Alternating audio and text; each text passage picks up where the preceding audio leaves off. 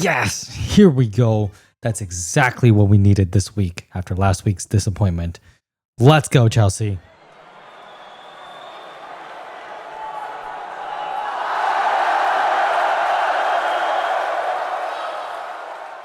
All right, everyone, welcome back to American Blues Podcast. Let's talk about West Ham, Chelsea. We beat them 5-1. Absolutely demolished this horrendous Graham Potter West Ham. And you know what? I think we might be the ones getting Graham Potter sacked for the second time from a Premier League team. But man, where to start? The first 15 minutes, man, I was nervous. We did not start off well. Paqueta, who I just absolutely despise as a player, he just constantly complaining the whole time. Of course, he's probably their best player along with Jared Bowen, and he hit an absolute rocket into that top right. Unfortunately, it was one of those strikes where they just kind of left him alone. Caicedo didn't close him out quick enough, and he said, why not? Let's take a shot. And Sanchez did not even have time to plant his feet. Otherwise, I think he probably could have got his hands to it, but because he was like in the motion of moving, didn't plant his feet, shot came out of nowhere, way too much power, top corner. Yeah, not much we could do. And then after that, they even scored a second goal, which thankfully was ruled offsides by VAR correctly, but I am glad we finally woke up after that. And from then on, it was just all Chelsea all the way. We absolutely demolished this West Ham team. And you know what's really nice to see is we are finally scoring goals off of set pieces. Oh my God. After getting that set piece specialist, I think it was from Brentford last season, we really didn't see that much improvement. But I've noticed in the last few games, our main corner routine has been to hit it to the near post for someone to just get a little bit of a dink header to pass it on, and then hopefully we can get that second ball. And that's exactly how the first goal came along. I think it was Neto hit it near corner. Cucurella got his head on it, and João Pedro, perfect place, perfect time, great finish. 1-1. And that's exactly what we needed. We needed to respond right away and not drag this out in like a 1-0 situation for too long, because then I think the team would have gotten pretty nervous. And then second goal, it was a great press. And then João Pedro got the ball off of Paqueta and hit a perfect cross to that far post where Pedro Neto was just there waiting. Really nice, clean finish into the corner. Goalie had no chance. All important go-ahead goal. Cannot stress how important it is to get that goal early. So now we can breathe again. We're ahead. Now West Ham really have to try to come out and play us instead of just sitting back in defense. And of course, what I love the most about this game is that we thoroughly finished off West Ham. I would say the last few seasons, one of the frustrations is when we go ahead, we just don't seem to want to kill off teams. But today, we absolutely killed them off. The third goal, my favorite goal, is exactly what I wanted to see from Estevao. Getting the ball on that right side, running into the box, perfect cross. And of course, Enzo's there following the run. Tap in goal, but just that whole buildup was absolutely beautiful. Beautiful team goal. That's everything I wanted to see from Estevao. That's 2 games for him. And he wasn't even supposed to start today, apart from a kind of a worrisome, warm-up knock on Palmer. Although supposedly the report is that he's not actually injured. He just felt something. So of course, with Cole Palmer, you never want to risk it. So better to be safe than sorry. So we'll see throughout the week if he's back in training. Fingers crossed. Hopefully he's not actually injured and we have him back. But Estevao, like I said, this kid needs to start. He must start. He can make something happen out of absolutely nothing. And what's most impressive about him is that when he gets the ball and he's running into the box, his decision-making is perfect. Perfect. He knows where to run, how to cross, who to cross to. The only thing that I wanted to see from today is a goal, and he got so close. Yeah, it was just unlucky. I think game by game, sooner than later, he's going to get that first goal. And then, and the future is just so bright for this kid, and I cannot wait to see more of him. I understand why Maresca has to be careful with him. He's really young. You don't want to overwork him. You don't want to put him under too much pressure. But again, I don't think this kid really feels the pressure. I think he's meant to play at this level, and you can immediately tell. And then, of course, the goals after that, it was honestly more down to just really bad goalkeeping on West Ham's end. And I felt really bad for the goalkeeper. He just joined the club, had a horrendous game against Sunderland. And I would say didn't really look that much better today either. Second, last 2 goals, I think it was Chalaba and Caicedo, both of them just right place, right time, but just bad goalkeeping off of a corner. But you know what?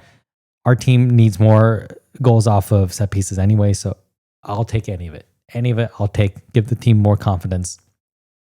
And it was nice to see Chalaba score for the first time in over a year. And of course, it's always nice to see Caicedo score, even though that was, it was still a lot for him to do. I don't think he was expecting the ball, but it still came to him. He still had to finish, and he finished, and it was amazing. So overall, fantastic performance. I would say big surprise is, of course, in the warm-up, Palmer getting injured. So we had to scramble and put together a team.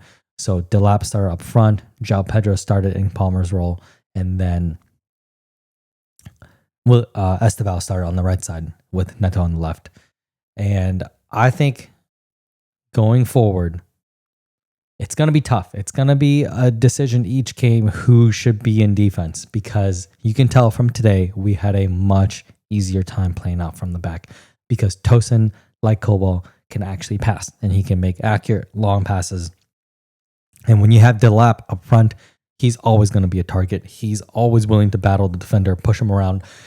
So he's always going to be a potential outlet. And I thought first half he was good. He was holding up the ball really well. He took one pretty weak shot, but overall I think his job is to just annoy the defense, just be that target man, be able to hold off the ball, get the midfield into play.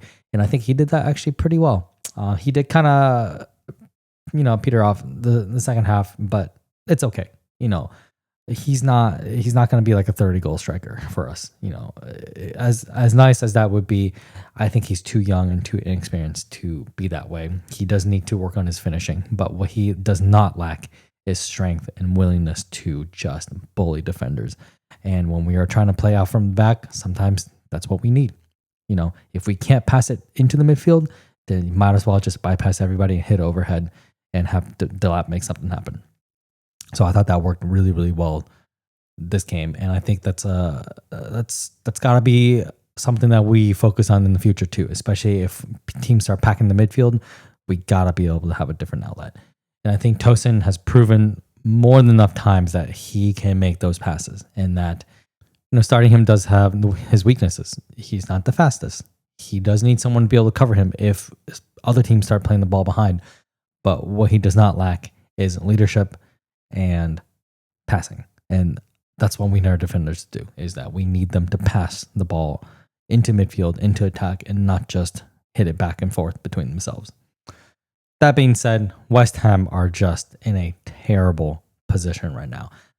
If they continue with Potter and they keep playing like this, man, they are going to be just fighting off relegation. They do not look good. They do not look good. And so that, we have to take that into account. Don't get too carried away. They are not Crystal Palace. They do not have that defensive, solidity. They do not have the midfield legs to be able to chase our midfielders around. And so, West Ham, big trouble. Graham Potter, big trouble. I would not be surprised if he were the first manager sacked, to be honest, because they do not look good. And unfortunately, you can't really get away with not playing one of your best players, Bowen, in his natural position. You just can't do that. If you're going to do that and you lose games, it's going to be on the manager for sure. But overall, all we can do is beat the team in front of us, and that we did today. So this was much, much, much needed. After last week dropping points, we could not afford to drop team points today. Next game, just as important. I think it's against Fulham. It's another game that we must win. We basically have to win every single game until we play one of the top teams if we're going to have a chance of chasing the title or even getting the title this season. And now, lastly, do I think we stand a chance at getting the title? Yeah, I do. This team is obviously not perfect. Losing Colwell is huge. We have to find solutions. We are still defensively a little suspect at times. It is easy for teams to kind of play around our defense because we are so focused on attack and pushing players forward that we can be caught. And towards the end of the game today, I think our team just kind of lost interest because we were just absolutely crushing West Ham. But they did have a few good chances at the end of the game. Callum Wilson came on, was much better than Fulcrum. He was able to link up play, give our defenders a lot more trouble. And because of that, they did create a few chances. And against a better team, those chances could have easily been goals and made the end of the game pretty nervous for us. So that's something that, I don't necessarily agree that we should go out and just buy another defender. I think we've spent enough money on defenders. We've stockpiled enough defenders. Now it's more about managing. Now that we have Fofana back, we have someone who's highly athletic, who can partner with Tosin and make up for his lack of speed. He can also play with Chalaba. And then we have Jora Halto. Thank God we have cover for Cucurella. And we have Andre Santos. Thank God we have cover for Caicedo. We have all these players that we have been holding on to, and now we need to actually play them. And the other thing is Josh Antropone. I thought he had a really good first game. I think he needs more game time. I think games like these, I know it's going to be tough for him to find time ahead of Reece James or Fofana, but I think he's too good to just sit on the bench. So hopefully, as more games come, as we play more competitions, Achampong can get more time, because I think we genuinely have one of the best defensive talents in the world. And it would be an absolute shame for that to just go to waste on our bench, because the longer that continues, the more he's going to want to leave. And trust me, there will be no shortage of clubs who will be lining up to get Achampong. I think he's that good of a talent. But yeah, fantastic game. Exactly what we needed. We'll see how the rest of the teams shake out over the rest of the weekend. Hopefully, some of the other top teams drop some points this week, but we'll see. All we can do is to win our games and move on to the next one. So, see you guys after the next game. Peace.